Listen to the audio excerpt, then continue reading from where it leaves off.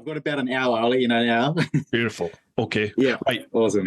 We have a load of questions I put up on my social media to say who's coming on, and then people post questions up and we run through them and see where it takes us. It can be quite random at times. Yeah, awesome. Okay, cool. Right. Awesome. Folks, welcome back to Brew Time. This week we've got Rob Hamilton, also known as MotoFeelz. How you doing, man? I'm good. How are you? Yeah, fantastic. Now, Awesome. You're over in Oz, aren't you? Is it Melbourne? Is that right? That is correct, yeah. Right. Well, regular listeners, viewers. Melbourne.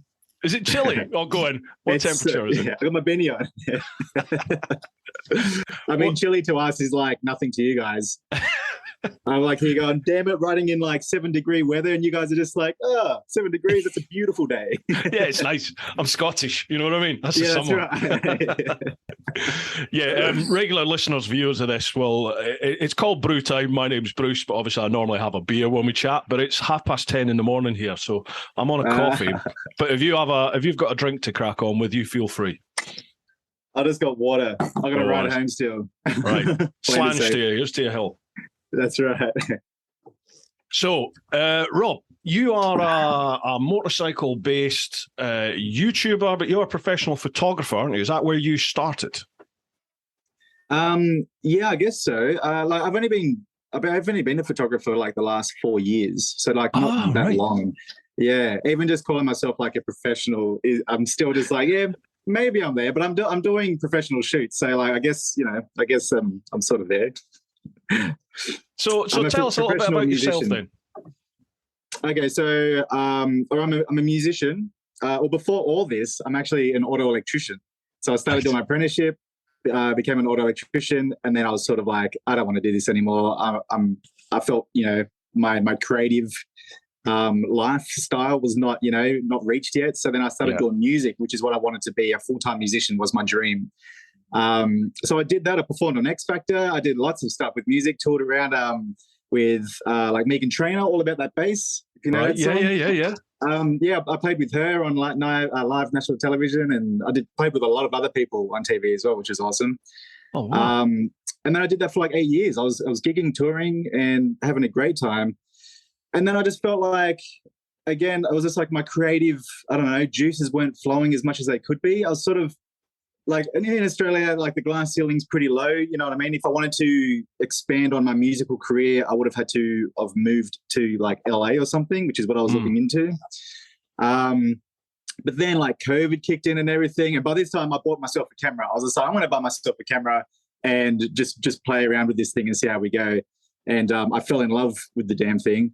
And then COVID kicked in. And then that's when I had this whole backlog of footage, because I saw on the camera there's a record option, like a filming option. So I'm like, okay, so I'm taking photos, and I'm enjoying this, but also flick it over to the filming side. And I was just starting to muck around with that, just thinking, what the hell can I do with video now? And then I started watching some vloggers and everything, Peter McKinnon being one of them. Yeah. And I thought, hey, this is like, he's an inspirational dude. I'm sure 99% of people can agree. And so then when COVID happened, I was just like, all right, time to start learning how to edit video footage, and then that's how I started MotoFeelz, like YouTube channel anyway. Mm-hmm. And the bike side of things, have you always been a biker, or are you new to biking? No, I started riding in 2014.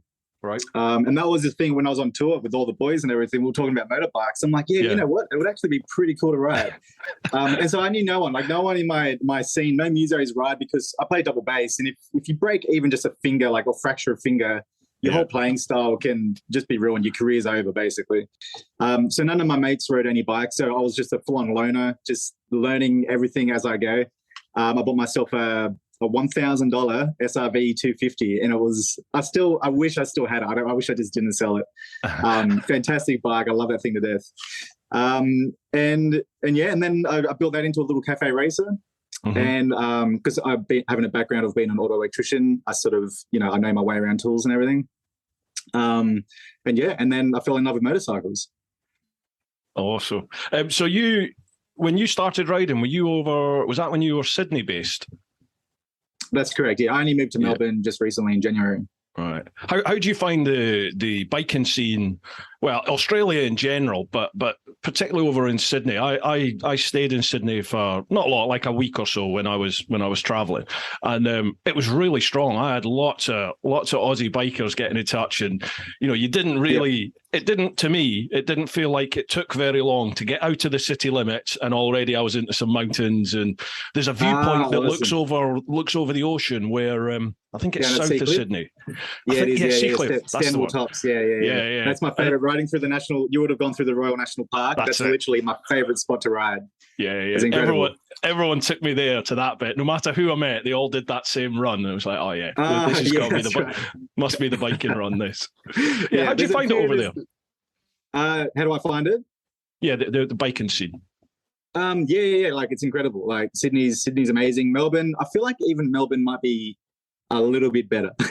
Yeah. Not to be biased or anything.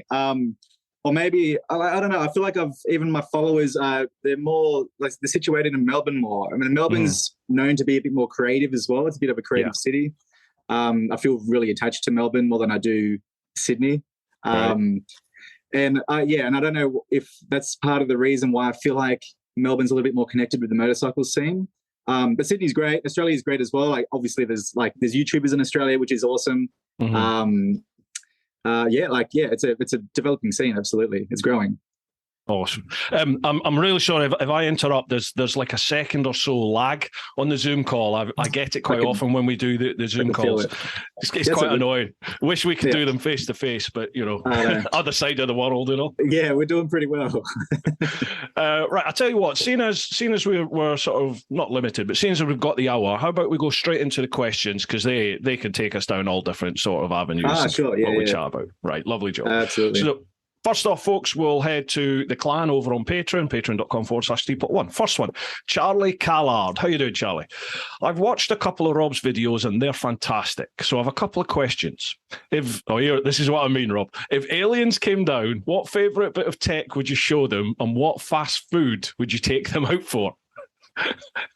Okay. Holy crap. Welcome to Brew Time. Yeah. Alien tech. What do I have? Maybe I guess it'll have to be this. This is a helmet aliens would want, I reckon, to record their intergalactic travels. I don't know if you've heard of this helmet. This is called a Foresight. It's a smart helmet. Yes, I've just started seeing them advertised over here. There's been some press launches and stuff. Yeah. Yeah. So they're just releasing their Mark 1S, which I'm reviewing at the moment, actually. I've got it downstairs. This is the Mark 1. This is the very first one. Right. Full smart helmet. It's got a camera built in. It's got an LED bar at the top. It's got speakers built in. SD card, micro USB, charging port and everything like that. Really? It's fully decked out. What's the camera quality like? It's 1080. It's not really like, obviously they do have a lot of competition with, like, every single action camera brand out there. Yeah. It's 1080. There's no stability on it, but the whole idea is literally to basically have a dash cam. So you put the helmet on, you turn it on, it's instantly recording straight away, and with no clutter. You don't have to mount a GoPro up, or you're not doing anything else to modify the helmet. It's all built in. It's actually the battery on the inside is all part of the structural integrity of the helmet as well. So without it, it's actually weaker. And that's sort of like a floating sort of mount as well. So if you do have an accident, that thing it's sort of like all shock absorbed. And when they replace the shell, they actually just take the unit out of the old helmet and put it into the new one. So it saves you like $600. Yeah. So it's very clever. It's a very clever design. And that's the whole idea with it as well. Like, you've got speakers built in as well, so you can listen to music. It's all just like one helmet that has sort of like a Cardo or something built in. Like, you've got a microphone in there so you can talk to people and record like vlogs if you want to do some vlogging. But like, it's just the one-stop shop. If you want to just a helmet with a camera built in, this is the one. That's very interesting. Yeah, I've seen them. They've just done like the press day for them. Over here, I wasn't invited. No offense, but they've just done like a press day over here. I saw them on their socials and stuff. Yeah, it'd be interesting to see what reviews they get for sure.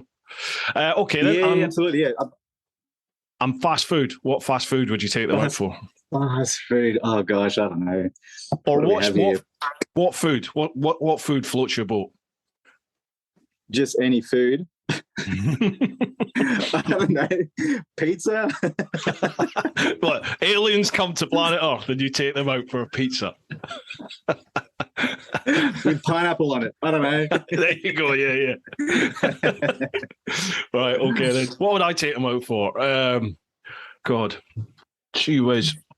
What would I take an alien out for? Do you know, I'm just a big fan of nachos. There's me slagging you off for the pizza. Yeah, nachos, just chili nachos. Love it. Yeah, nice and easy. We'll have a beer and have a chat. Absolutely. Yes, that's good. Charlie's got a second question. He's looking at upgrading his current cheap action cam to a GoPro Hero 7 Black, as it's fairly inexpensive now. Have either of you got any pros or cons with this one you could share? Now, what GoPro do you use? Is that the 7 you use? I use the 7. I've got the 10. I know you use the 10. I do know, yeah. I've had nothing but issues with the 10. I can't stand it. Yeah. It's literally just it's on my shelf. Like, I'm ready to just bloody throw it out. Do you use these, the Enduro batteries, the white Enduro batteries? I do not. Mate, I had nothing but problems with GoPros. I was the same as you. I was like, if this 10 doesn't work, because I had the 7. Well, I've had them from the 1, but I was like, the 7 was nothing but problems with me. Then I got the 9, and the 9 was intermittent, but just not reliable. The 10 came out. I took the gamble, got it, but it was the same time these Enduro batteries came out. So I bought a couple of them, and genuinely, with the blue standard batteries, I have nothing but problems in my 9 and my 10. When I put the white Enduros in, almost foolproof. They've been brilliant. Whoa, that's interesting. Okay.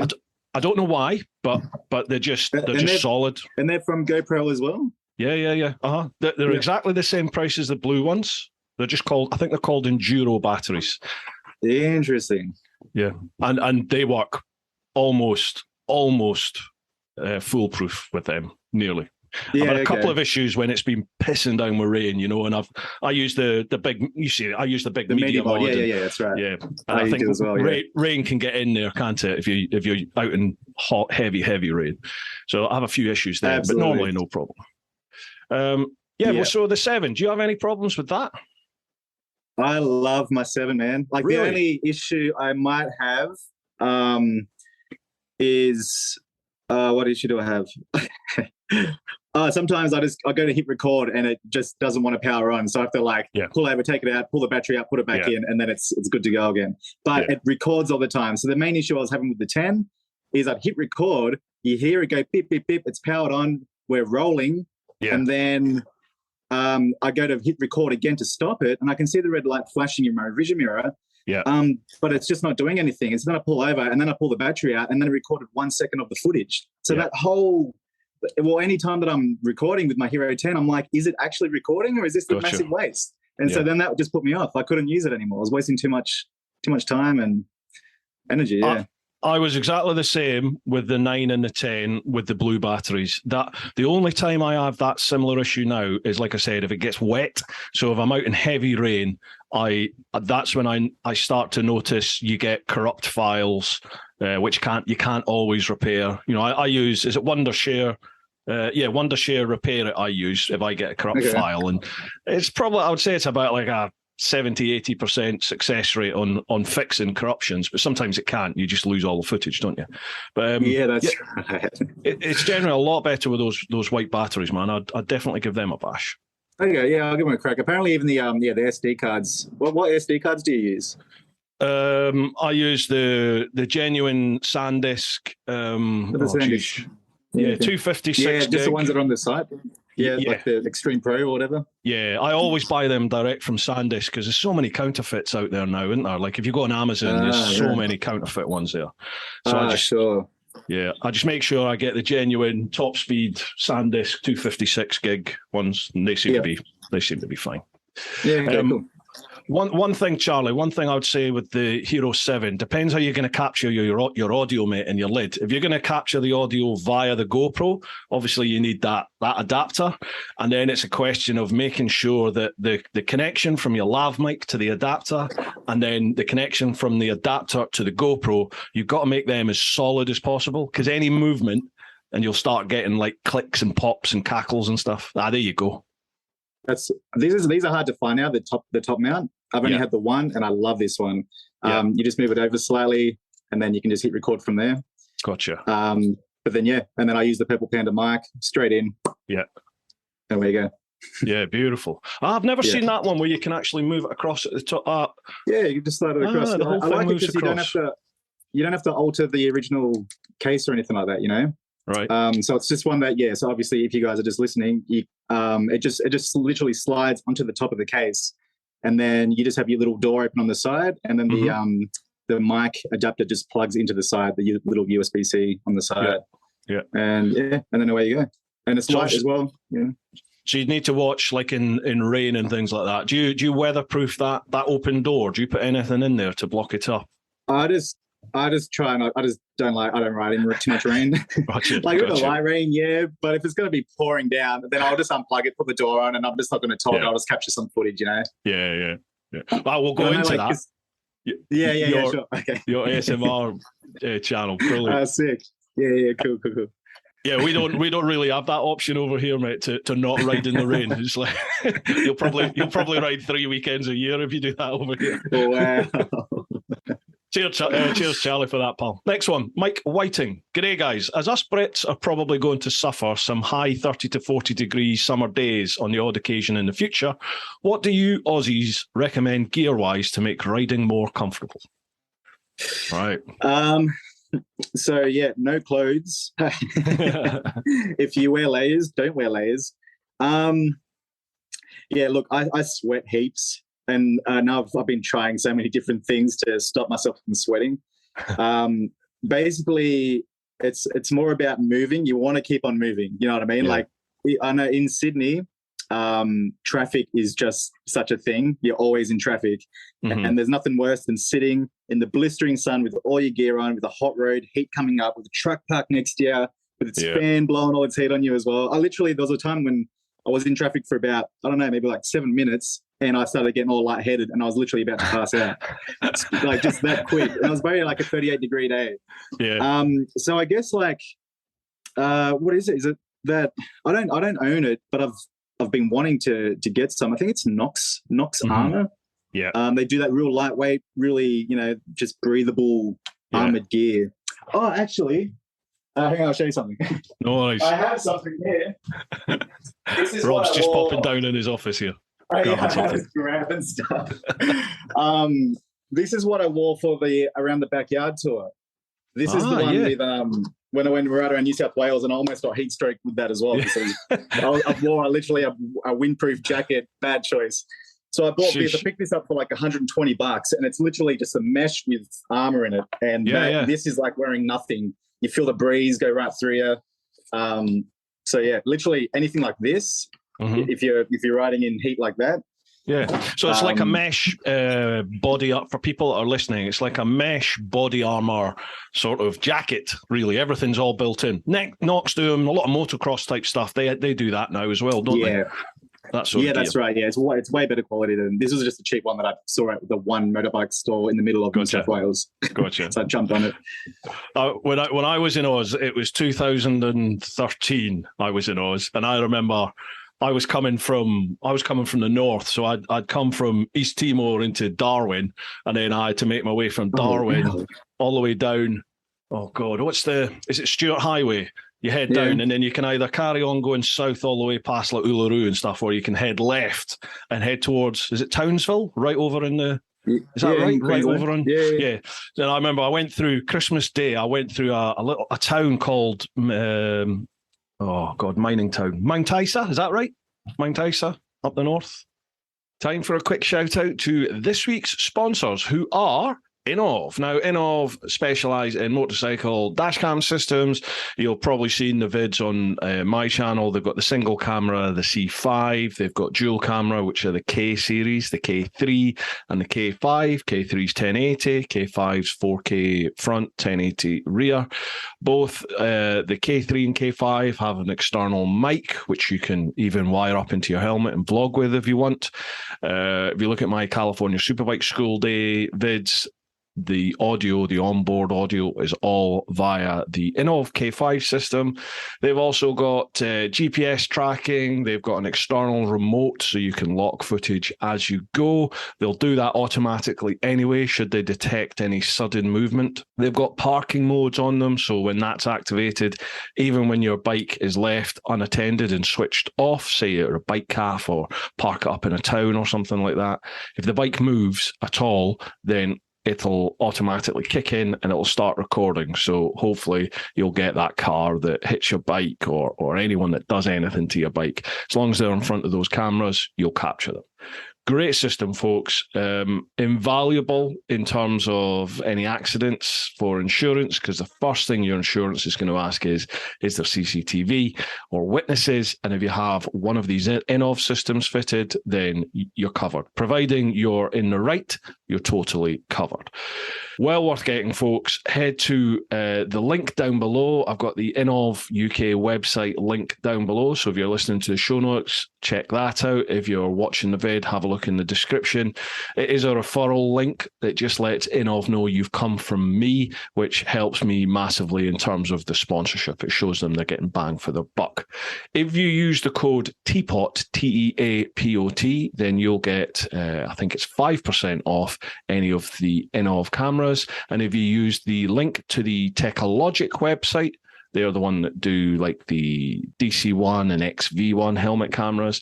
If you use the code TEAPOT, you'll get 5% off them as well. So a huge thank you to Innov for all their support. We are also sponsored by Ultimate Add-ons. Ultimate Add-ons, they specialize in mobile phone and action camera mounting solutions for bikes, for push bikes, that sort of stuff. They provide dustproof, drop-proof, really rugged cases for your phones, as well as a multitude of different mounting solutions for those phone cases and action cameras. Things like GoPros, DJIs, all that sort of stuff, Insta360s. Great bits of kit, They're great bits of kit, folks. Even when your phone is inside one of these cases, you can still use the phone, you can still use the cameras, obviously as long as you keep the lens and everything clean. Great things, folks. I have never had any issues with vibration affecting my phone's camera. When I use the Ultimate Add-on systems, I use the Helix strap mount. It's basically like a ratchet strap, really easy to fit. I can fit it to almost any bike I've ever taken out for a review.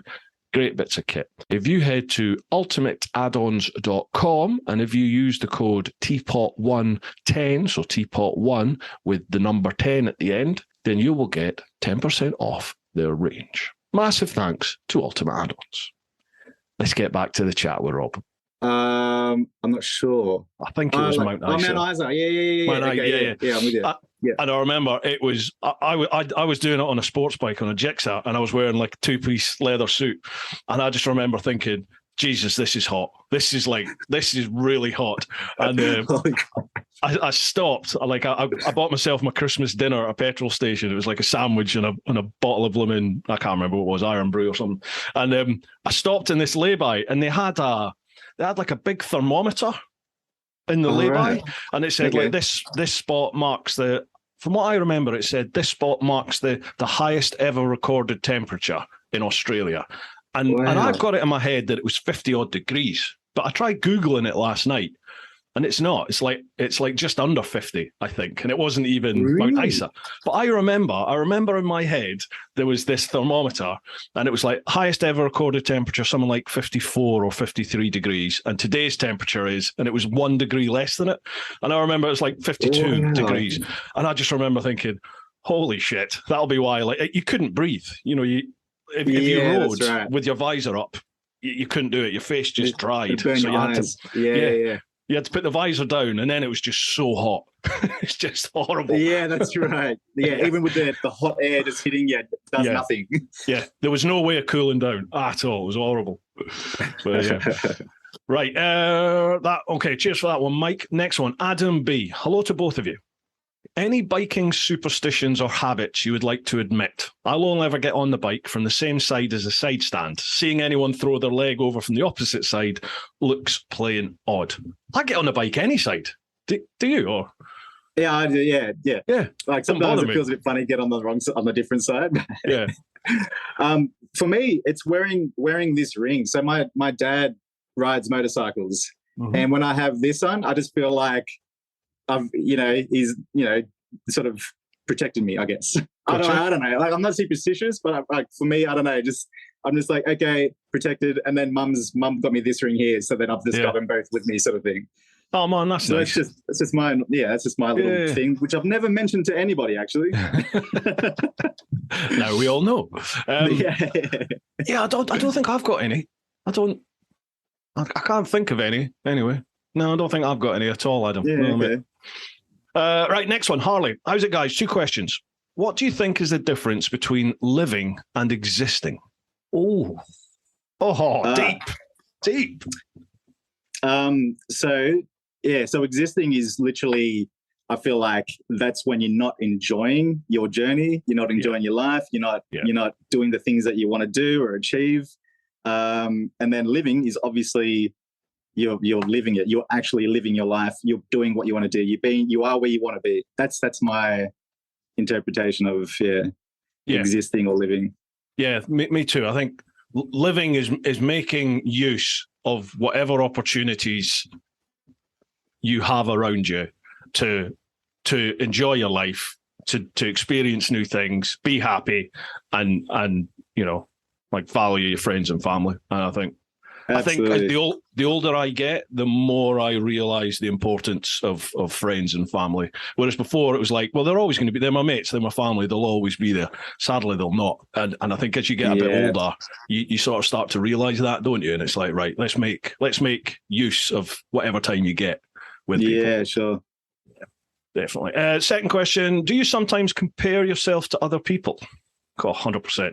Yeah. I think we all do. Yeah. Yeah. Yeah, definitely. That's pretty normal. Yeah. How do you find it? Like with your sort of life, your career being on social media, do you find any pressure from that, or do you find you put pressure on yourself now that you're like a YouTuber?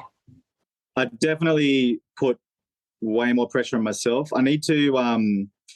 I feel like this is like, I think even with viewers, like with every YouTuber, is to. You're doing YouTube for a reason, you know what I mean? Like it's doing something that you love, and to not make that feel like a job, you know what I mean? Like, I have to do this. And like sometimes it does. Like it's only going to be natural. You're not going to be like, just jacked all the time. Like we ebb and flow, ups and downs all the time. But I think for me, that's the biggest thing for me personally, is just to remember why you're doing this. And to be in the moment and to enjoy doing it. Yeah, absolutely. I've been guilty. I went full time at this. Well, literally just before lockdown, just before COVID hit. That month really is when I left my previous job, and you definitely do. It was weird times, wasn't it, for those 2 years? But you still put a lot of pressure on yourself. I think maybe your own expectations, your own expectations. I think that's what I battled with. I think initially was like, okay, I need to be creating this amount of content. I need to make sure that I'm growing this amount of subscribers and getting this amount of likes, and I need to keep the engagement high. And do you know what? As you said, it's ebbs and flows, isn't it? It's just like YouTube is ebbs and flows. There's times during the year where you get a massive spike just naturally, and then there's other times where it just drifts off. Yeah. Yeah, and then not looking too much into it as well. Like, I know analytics not that help and like all the engagement, all that sort of stuff. But then we'll come to it with the whole camping thing. Like it's almost like it just doesn't matter. Yeah. You know what I mean? Just like literally just make the content you want to make in the way that you want to make it, and be your natural self, and then just don't think about it too much. I know I'm an overthinker. I'm like a critical overthinker. I'm thinking of like, how I can plan this next shoot to make it all epic and all that. And literally the visions I have in my head are done in Hollywood. You know what I mean? I can't do that by myself. Yeah. So that's keeping it simple and enjoying the process for sure.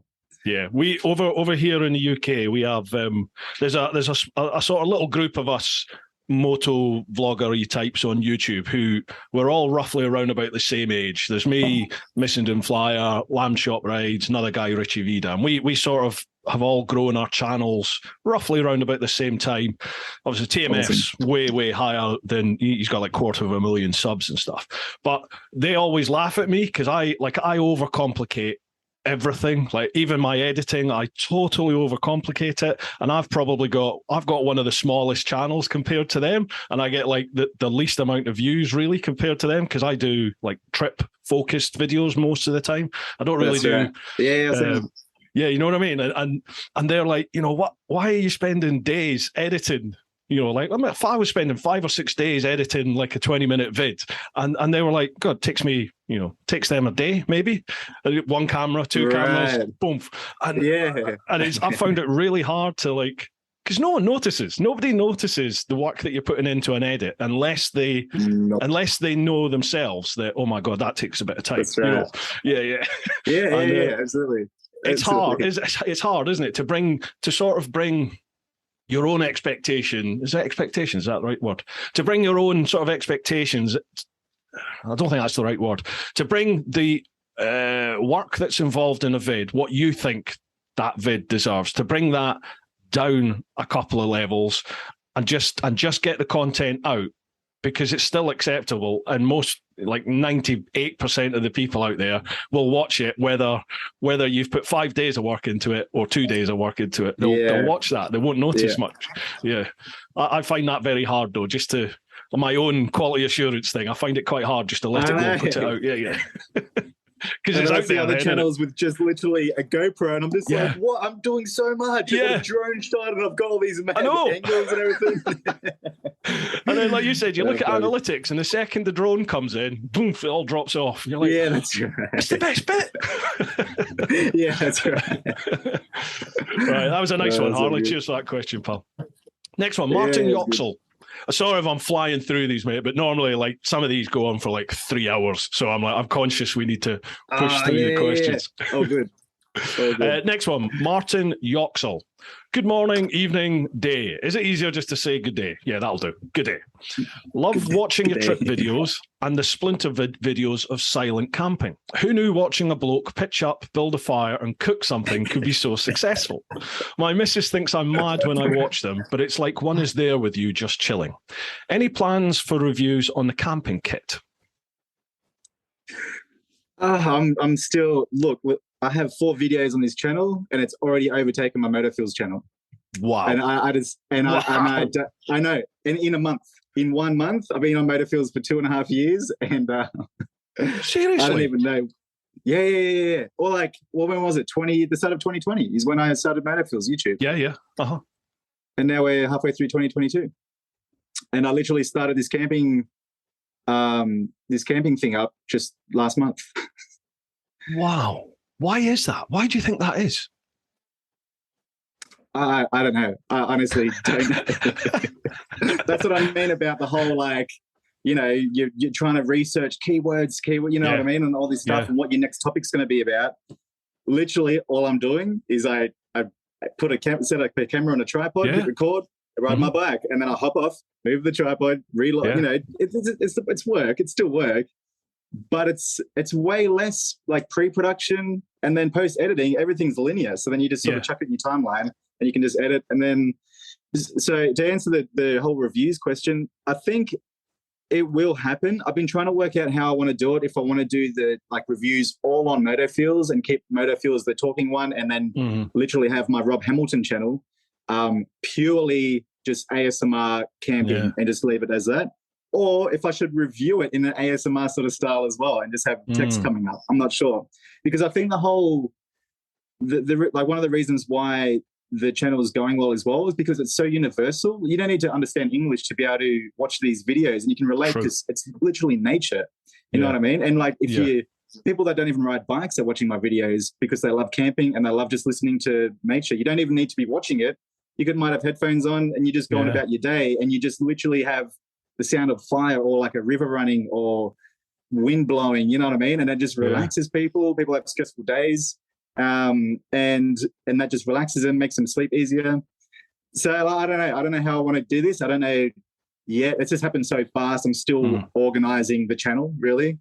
But yeah, to answer your question, I'm not sure. Now, do you, when you look at your I'll get a bit technical here. When you look at your analytics for the ASMR channel, the camping channel, do you find your viewer retention is much higher than that compared to the MotoFeelz? It's so low. Yeah, that's what I mean about stuff. The analytics. I don't get it. I don't get it. Yeah, I get higher retention on my MotoFeelz stuff, 100%. Because they say, like, all these how to grow your YouTube channel, all these channels, they're all saying now you need like 80%, 90% viewer retention. I'm like, I don't think I've ever had that. I think if I hit 60%, I'm over the moon if I get like a 60%. Mine are like 45, maybe high 40s at times. That's on a good day, you know? Yeah. That's interesting. So my second video that's now cracked 1.4 million views, my second video, that's at like 14.3% retention. And that's still getting 1,000 views an hour. Jesus. I know. And same with my other videos. Like, yeah. They start off at like 30% and then they just drop as they get pushed out. Like, it's so weird. I don't know, like, and that's where I'm just like, stuff what anyone says. It just doesn't matter. No one knows the algorithm. Yeah. I don't even think YouTube knows the damn algorithm.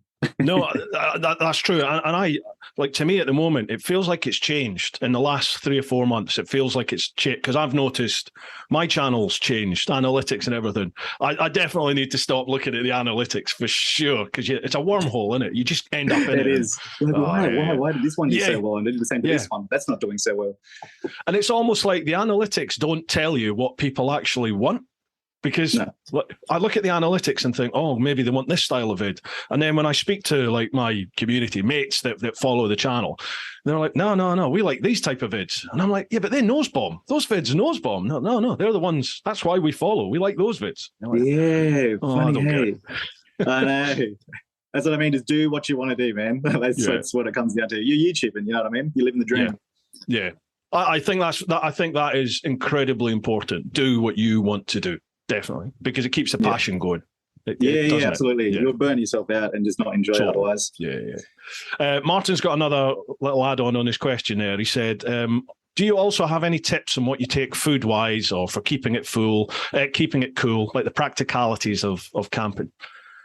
How do you sort all that out? I bought myself a pretty decent soft cooler bag just a couple of episodes ago. Before that, I was literally just using, like, we're in winter, I was using just like bubble wrap and just having a cooler bag in there, and I was keeping my beers cool enough, you know. But if it was summer, I would have been destroyed, you know, like there's no chance. But this cooler bag's really good, so I just bought one of those, which I'm really happy about. Works really well. For food, it is tricky. So I've got myself, like, I use Notion. If you're familiar with with my YouTube channels, I did a whole thing on Notion and how I plan all my videos and everything like that. So Notion's an organizational sort of tool or app. Right. It's free. And so I've made a whole new one up that's full on camping, and I have it behind me right now. It has the location, what I'm going to be eating for breakfast, lunch, and dinner. And then like the moonrise, the moonset time, it's what size moon it's going to be, sunrise, sunset, if I've got reception, all these little things that I can just punch in, and then I know exactly what I've got.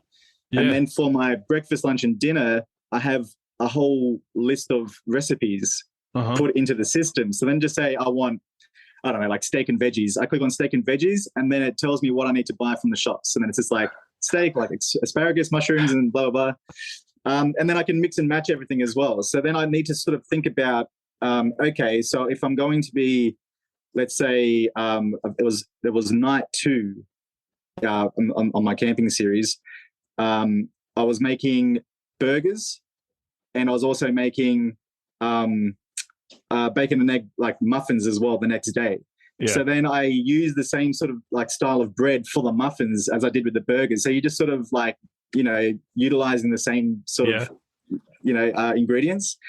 And then also thinking about weight, because weight is the biggest thing that you need to keep down on especially my bike. Like your bike's it's built for that sort of stuff. You know what I mean? With mine, I've got to literally pack as light as I can and really think about how I'm going to be doing that as well. And having this little thing that I've got, listed out now, I think it's actually nice to be able to see everything in front of me and think, okay, I'm not going to take a can of soup with me this time because I'm taking something else that's heavy for another meal. You know what I mean? Yeah. So I've got to think a little bit differently. Sorry, apologies, go on. Oh, that's all right. Yeah, it's just keeping that balance. Yeah. You're obviously a very analytically logically progressive minded person. Like you obviously put a lot of thought into the I can't even think. It's because I've not had a beer. I can't think. Do you know what I mean? Like you're breaking everything down into all the different logical steps and what do you need in order to do that. That's great. I'm not like that. I used to be, and I've found as I've got older, I seem to adopt the fuck it, we'll just wing it attitude, and that's not always great. Sure, You know what I mean? Used to be like that. I used to do that, and that's cool. But then it just destroyed me. I just didn't know what the hell I was taking. Didn't know what I packed. Yeah. So do you do that, like in terms of filming your vids as well? Do you break things down into, right, I know exactly what shot I want? So do you make a shot list for all the different sequences and transitions and things? Not for the camping video. Mm-hmm. For the camping video, I've been thinking about it though, because I literally overshoot, which is good and bad, because I literally went through like 256 gigs worth of footage, and I just bought a new camera as well, so it's all 4K now. Before I was recording in 1080 and it used like 48 gigs, so now I've got to be careful about how much I shoot. So I don't have a shot list or anything. I sort of like it maybe like every couple of hours I'll run around and get some B-roll of nature, and obviously like the time of day helps as well. So if I'm setting up my tent, it might just cut to a tree with some clouds in the background, and then it comes back to me and the tent's all set up and I'm doing something else. You know what I mean? But I'll do all those B-roll things in one hit. So I'll just like film some water, film some trees, birds, blah blah blah, and then I'll go about and keep doing what I'm doing. But with MotoFeelz, I write. I write everything. I research. So that's doing the cardio stuff as well. Like I watched your videos and was taking notes. I watched about 5 videos. I take notes. I look at other people's questions that they're asking, like your comments as well, and I try to implement them in my research. And then I come up with a script, and then from the script I'll have a full-on shot list, and then away we go. Me again, folks, just another shout out for this week's sponsors, who are the Influencer Store. The Influencer Store helps you build your brand big or small, providing you with a solution and apparel. We help you to increase your fan base while supporting you with starting your own influencer clothing line with nothing more than just an idea or design, and there are no hidden costs. For more info, come check us out at theinfluencerstore.co.uk or drop us an email at online@influencerstore.co.uk for more information. And now, if you've got any of my merch over at TeapotOne.com, all of that is handed by Roger and Charlotte over at the Influencer Store. It's really good quality. It's British made. That's why I've gone with them. So a huge thanks to the Influencer Store. Lastly, folks, this is just one from me. It's a massive shout out to each and every one of you who's listened to the podcast, each and every one of you that watches the vids, both here and across on the main TeapotOne channel. Thank you very much for all your support. Thank you very much for engaging in the comments, liking and sharing the social media stuff, liking and sharing the vids. Sharing vids is a huge thing. Really is. You've got no idea how much that helps. You bump you up in the algorithm. So if you enjoy what you watch, what you listen to, share it amongst all your mates. And thank you very much. For all those of you over in the clan on Patreon, not much I can say except, a heartfelt thank you. You folks go that extra mile, and I really do appreciate it. I couldn't do this without your support. If you fancy checking that out, head to patreon.com/TeapotOne. Okay then. Let's get back to the chat. Wow. Yeah, I definitely need to put more thought in. My bike stuff I just wing that. Maybe the review type stuff. I'll just use notes, and I'll write down like, okay, for the intro, I want to say something like this, you know, and then for the main blurb, all right, here's some like bullet points as to what I need. So I make sure that I cover it. But I've never really written down like a shot list. I think I just try and keep it in my head. But then it's so easy to forget, isn't it? And not tick off that shot list. Absolutely. And then you come to edit and you're like, shit, I wish you need to check you need to check out my video, man. You will benefit from it, trust me. I remember watching it and just thinking, oh my god, you put so much thought into your videos, because I was like, I don't think of any of that. I don't need that app. I don't think of that. Right, I'll have to rewatch that. Ideas, if an idea pops in your head, you can just write it down. Yeah. Right. And it's all there. You can download the template as well. Right, lovely. I'll have another look at that then. Nice one. Yeah. Right. Next one, Alan Duncan. Excellent. I've been following Rob for quite some time, and I have to say I love his custom Triumph Scrambler 900. Sounds amazing. That bike sounds lovely in your vids. It's literally the reason why I bought it. Yeah, beautiful. Also, love his video editing, photography work. A question for Rob. I loved your Outback trip you did on the Scrambler. Those Zards sound killer with those custom headers you had made. What journey would you undertake anywhere in the world if you had the opportunity? I live in America now, and I have a dream to buy a bike on the East Coast and ride it home to the Pacific Northwest where I live. All right, then, trip anywhere. Where'd you go? Crap. There's just so many. Hey. This is a thinking one. Because like the first thing when I first started riding back in 2014, I thought around Australia would be awesome. I needed to be able to be funded somehow, which now that's sort of happening with the whole new camping thing, because I can literally just camp around Australia now, and it can be fully funded. I haven't really thought about like where I really, because then I'll just get itchy, you know what I mean? I get all depressed going like, oh, I really want to go over to, Norway and ride around there, but I can't because whatever reasons.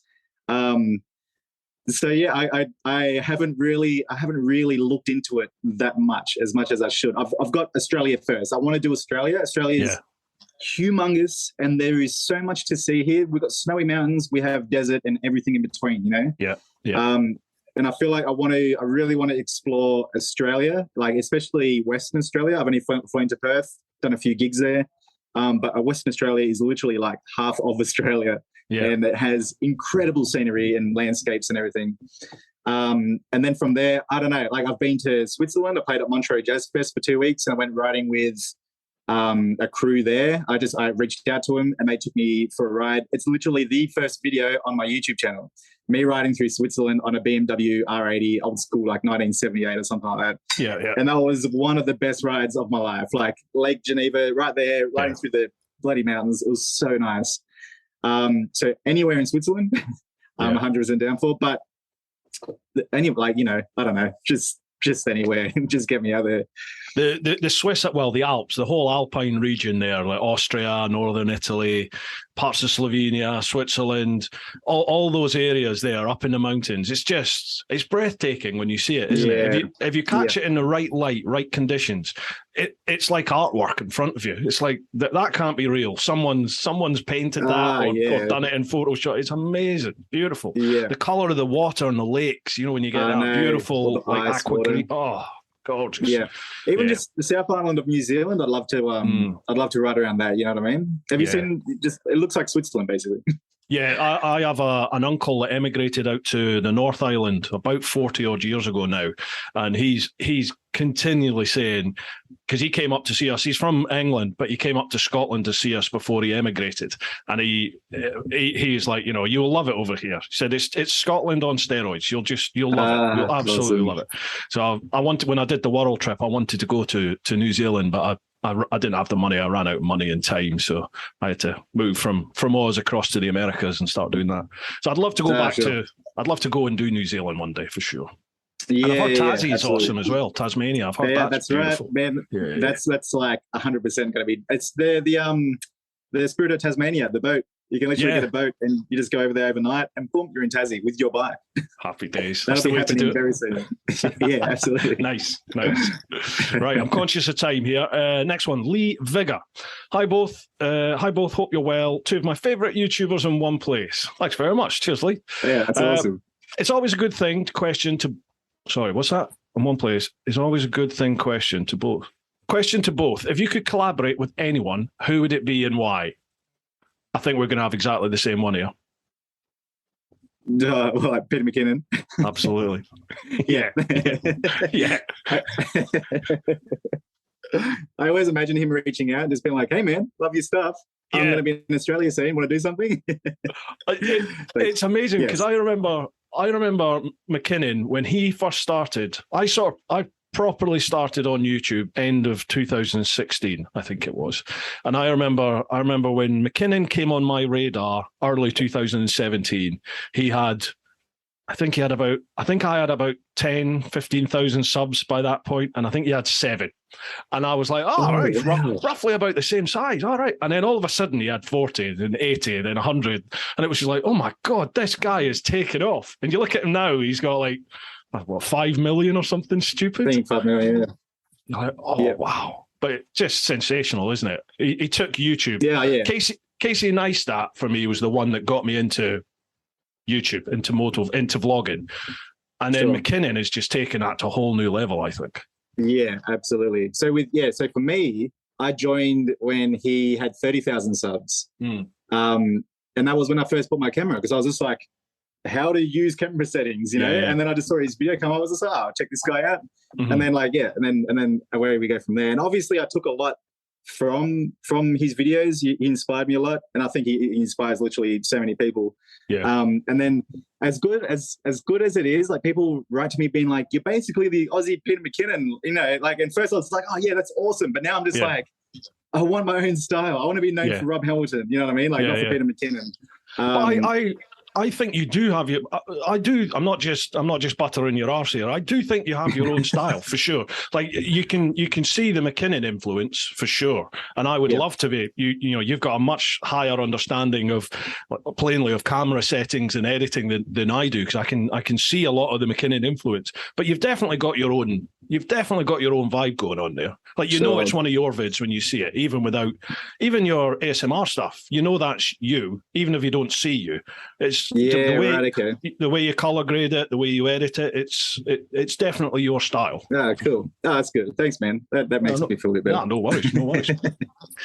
Who else we got there? Simon Lewis. G'day, Bruce and Rob. Wow, it's like watching an Aussie version of TeapotOne. Oh yeah, cheers. Superb reviews and videos. So, Australia is a pretty big place. I know from doing the Indian Pacific train, it's 4 days, 3 nights, Perth to Sydney. Where's the one place in Oz you've not yet got to on the bike yet, and why that place? Well, you've said that, West Australia. Is that still the place? There's been a lot.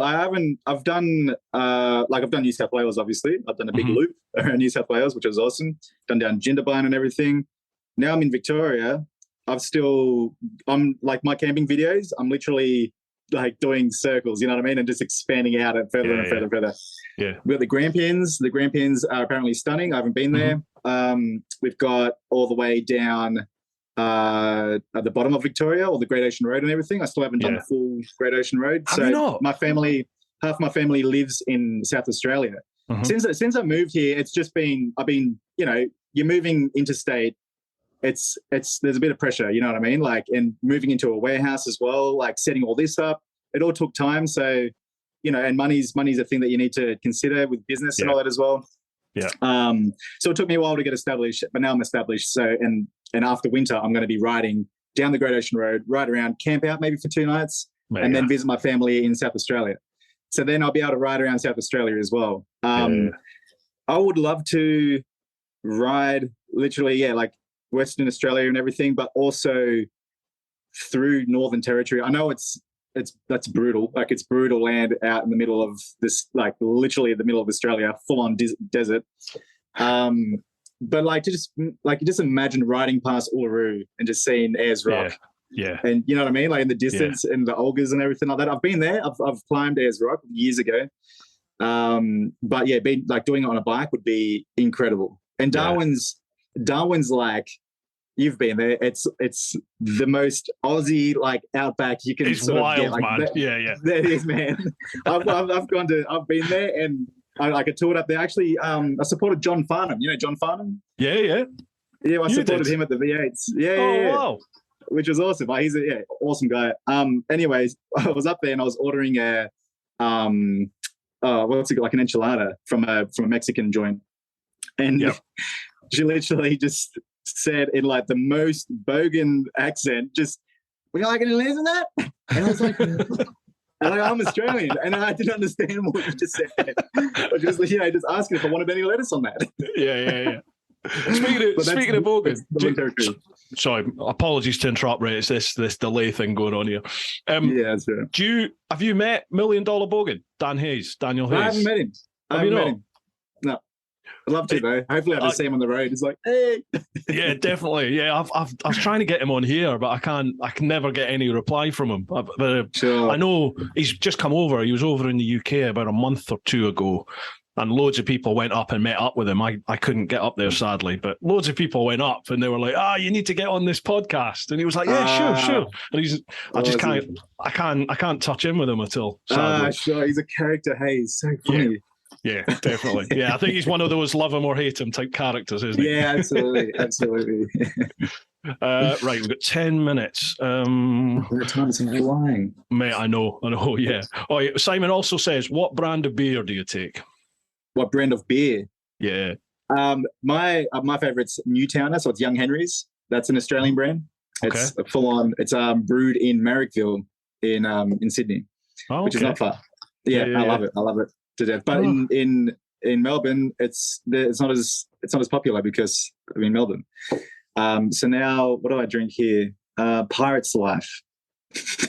Wow. Good, what happened to Castlemaine 4X? That's all I remember from Australia. Yeah, that's Queensland, man. yeah. I don't drink that mid-strength crap. Right, last one from the clan. Louise Worsfold. Morning. I hope all is well down under. I love visiting Sydney and surfing on Manly Beach. With the Commonwealth Games currently underway showcasing different sports to the Olympics, it got me thinking, what non-motorised everyday task or contest from school would you introduce into the Olympics, and what nation would be the best at it? Herself, she would have to do marbles. That's what she was like. Right. So school sport or contest, what would you put into the Olympics? What a random question. Random question. Wait, can you just ask that again? What non-motorized everyday task or contest from school would you introduce into the Olympics, and what nation would be the best? Okay. Pea shooting. You're the pea shooter, shoot up with a paper. Yeah. And I guess any native indigenous country, they would absolutely slay at that. Because they're bound to be good at that sort of stuff. Must be. That's right. Jeez. I mean, how did you think of that so quickly? I don't know. I just thought of things that we did at school, and pea shooting was one of them. Or just the rubber band with the paper, bruises or whatever. Something targety. You can put a target up. That's an Olympic game. So basically, you were a hooligan at school, Rob. Is that right? Yeah. It was a public school, so self-defense. I can't even think of that one, Louise. I can't even think. It'll take me forever. Dude, are you all right for like another 5 minutes? Yeah, absolutely. Cool, because most of the time, with the shorter ones, I tend only to get through the Patreon questions, and then people that left questions on like the public social media, they're like, when we never get our questions asked. Right. No, go for it. I'll pop across to Instagram now, folks. That's TeapotOne Insta. First one, MegaKane84. My question, MotoFeelz, what made you start doing the silent vlogs? Yeah, that's a good question. So I struggle falling asleep. I always have since high school. And the only thing to get me to fall asleep, and I feel like this has become a full-on trend now, I listen to rain It's literally called Rain on a Car Roof. And I've listened to that for, I reckon, 13 years now. Just that same sound every single night. Nature, you know what I mean? Like just helps me fall asleep. And then I came across a YouTube channel called Go 4x4, and he's a Brisbane guy. He's in Brisbane, Australia, and he's got a Jeep, and he's pretty much doing the exact same thing, or I'm doing the exact same thing as him, where it's just full on nature. And as soon as I came across his channel, like that was it. I've been, you know what I mean? Like the start of the year, I stumbled across it and I was just like, this is incredible. And I'd fall asleep on the couch, or I'd just be laying in bed and I just have it there and I don't even have the phone on, and I just close my eyes and I'm listening to him just going about his day, really. And you know, camping, doing solo camping is something that I always wanted to do. I went out with Kinga on her bike. Saw that.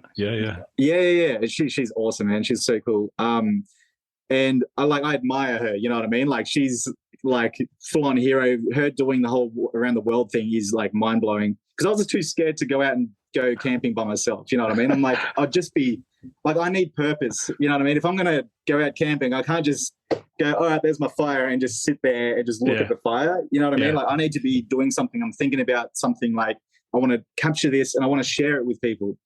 And so after watching like literally every single one of Go 4x4's camping videos, I don't even know the guy's name.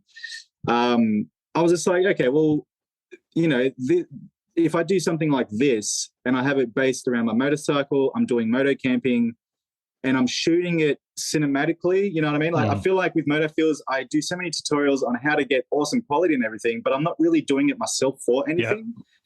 And I thought this is good for me to be able to just put aside all the tutorial stuff and literally shoot the way I want to shoot in a story without any talking either. There's no script or anything like that. And I can just literally capture the essence of the visuals and the sounds that I'm experiencing at the same time, and hopefully help other people that might struggle to relax or have anxiety issues or can't go into nature. Maybe, you know, they're crippled or something, like, you know what I mean? Like maybe they just can't physically go out into nature. I want to bring that to them in the best possible way. You know what I mean? So like wearing headphones and watching my videos, that's the best way to experience that. And that's basically what I wanted to do to achieve, is to help people be in nature again, because nature resonates with me. Like in the, I think it was the second episode of the Around the Backyard tour, or the third, the sunset. We were in the middle of New South Wales, in the middle of nowhere, Mungo National Park. The sun was setting, and like this is the first time it's ever happened to me as well, man. I was doing a drone tracking shot with my mate Nick, and he was so far away, and then I stopped, and then he just flew the drone back, and then I just turned around and I just saw this wall of natural beauty, like purple colors, blue colors, orange, and I just fully just became overwhelmed with emotion. I had to turn off my bike and I had to just sit in it, and then I literally just bawled my eyes out. It was just something that really just. And in the night 3 with the sunrise on my camping video, I just bawled my eyes out. It's something that I love witnessing. It's something that happens all the time, but we take it for granted because we're busy. You know what I mean? Like we got to cook, we got to clean, we've got kids, whatever.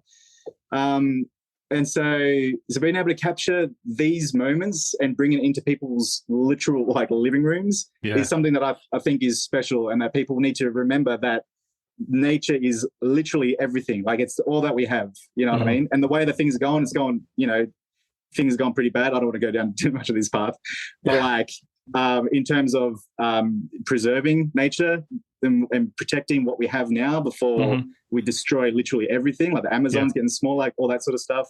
I want to make people aware that we need to protect what we have now, because otherwise it's all going to be gone. Yeah, definitely.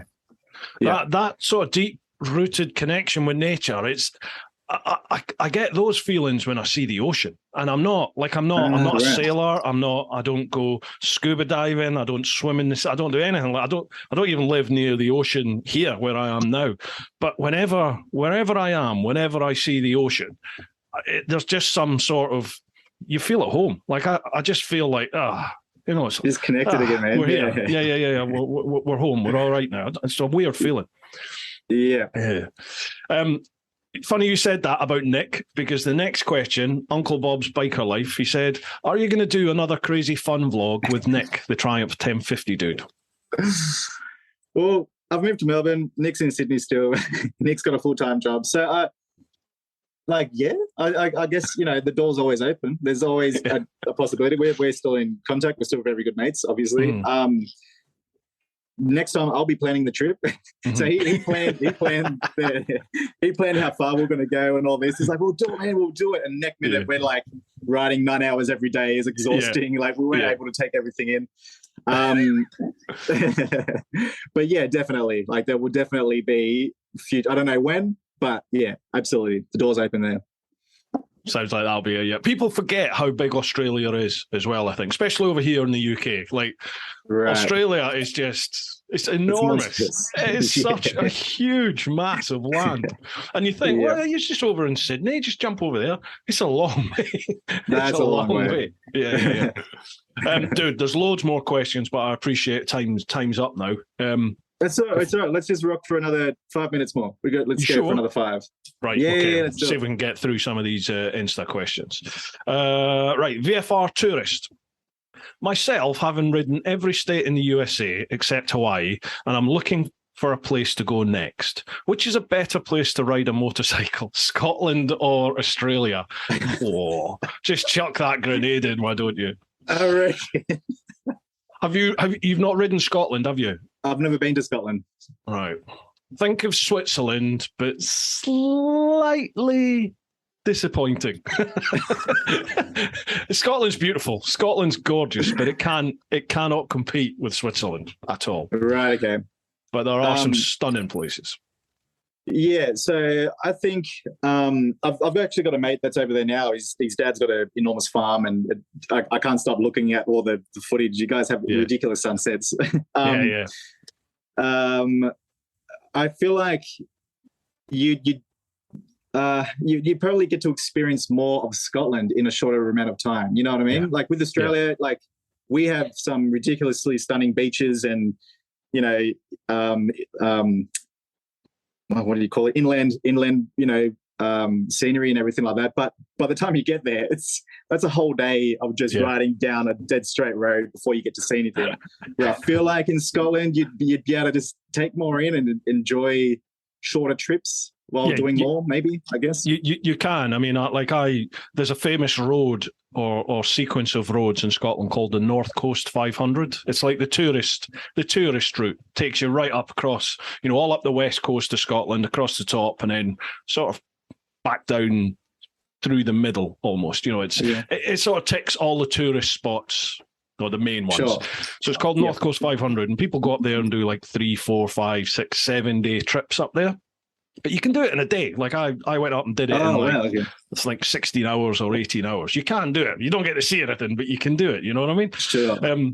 But I think the biggest benefit with Scotland is that we haven't got anything that eats you, whereas in Australia, from the smallest spider to the biggest salty, everything's going to bite you, sting you, and kill you over there. I've actually had so many comments, people just being like, you're crazy camping in Australia, man. Yeah. It's not that bad. I feel like it's not that bad. Like, there's spiders just checking around. And the spiders are, and they are monstrous. They're ridiculous. And then when I do go to different countries, I'm like, oh, that's right. There's nothing crazy here. Like, it's all good. I remember camping, especially up in the north, coming from Darwin before I got to like Townsville and stuff. When you camped at night, like even the locals would be like, don't camp there. You're going to get crocs. Or crocs are a big thing, especially up there. Yeah, and if you're anywhere near the coast, like even near like an estuary or something, they're like, no, you'll get salties coming in. And we're like, fucking hell, what doesn't kill you over here? I know. Yeah, that's right. Even for myself personally, like for the summer camping episodes, I'm a little bit nervous about, just because, well, the one is the king brown snake. Yeah, that's one that you just did not want to get bitten by or even see. You know what I mean? Like you'll be done before anything can come and help you. Yeah, so maybe even just for that factor, Scotland. But we've got something called the midge over here, midges in Scotland. Now you know you get big mozzies and big flies in Australia, don't they? I just remember flies up in the north, unbearable. Flies. Yeah, well, just big fly. Like if you stopped at the side of the road, even to take a breather, I would, maybe it's because I'm fat wearing a leather suit, so I was like ringing the dinner bell for them. But you just have these flies, boom, on you, and you couldn't breathe because they're everywhere. Right. Yeah. You need to wear the mesh. Yeah. In Scotland, we have a thing called midgie, which is it sounds totally innocuous. It's a tiny, tiny, tiny like mosquito, or really small. They're like little black dots. Oh, wow. But you get them by the hundreds of thousands. They swarm. So you just get this cloud, and they're everywhere. They just bite the shit out of you. Oh, no way. Yeah, That's but it's crazy. weird. Do you guys have leeches over there? Yeah, you do, but they're not like, they're not like what you, well, do you get them where if you go walking or swimming, they'll attach to you? I've never known anyone get that in Scotland, but there are leeches, but not like right. Okay, because I had my first encounter in my latest video. All right, yeah. I had no idea. I was cooking dinner, and literally it dropped off and crawled into my knife, and I was like, "What the hell is this?" And then I was rubbing around my neck, and then I look at my hand; it's covered in blood. Yeah. And I had no idea, like a full-on leech. And then I looked at my footage and photos, and I just had a leech on my neck, just sucking away. Jesus, that's made me start doing this. Look, yeah. We haven't really got anything like that in Scotland. There's gold eagles now. People don't believe me, but awesome. There's golden eagles up there, and I don't live in Scotland anymore. I'm down in England, but I've taken my wife up to Scotland. We've done a road trip, and she didn't believe that there would be gold eagles up there, and we saw 2, 3, I think, in the week that we were up there. Just sat on a fence post at the side of the road. It's beautiful, beautiful. Oh, that's birds. awesome! Yeah, absolutely. Yeah, it's gorgeous. Right, you need to do a Scotland trip. You got to come over, do one. Yeah, man, absolutely. Right, dude. I appreciate it's home time for you, so I'll let you slide off. Rob, thanks so much for coming on, mate. I really, really do appreciate you spending the time having a chat with us. Before you go, the floor's yours. Plug anything you like. Give any shout outs you like. Over to you, mate. Sure. I have a new camping channel.